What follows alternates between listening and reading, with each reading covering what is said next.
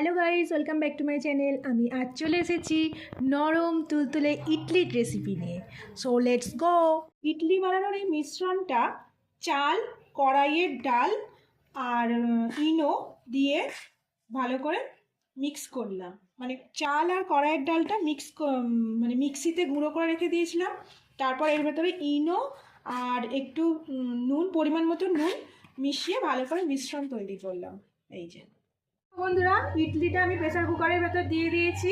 এটা স্টিম হচ্ছে, ঠিক 5 মিনিট এটা স্টিম দেবো।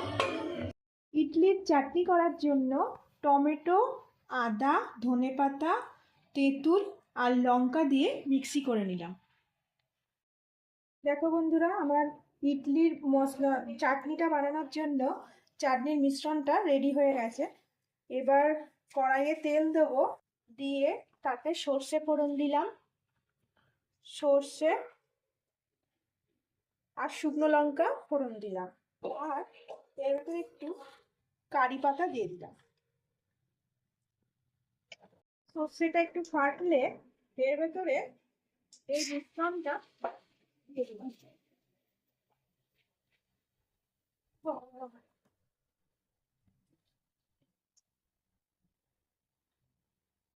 স্টিম দেওয়ার পর আমি একটা একটা করে আস্তে আস্তে তুলে নিয়েছি।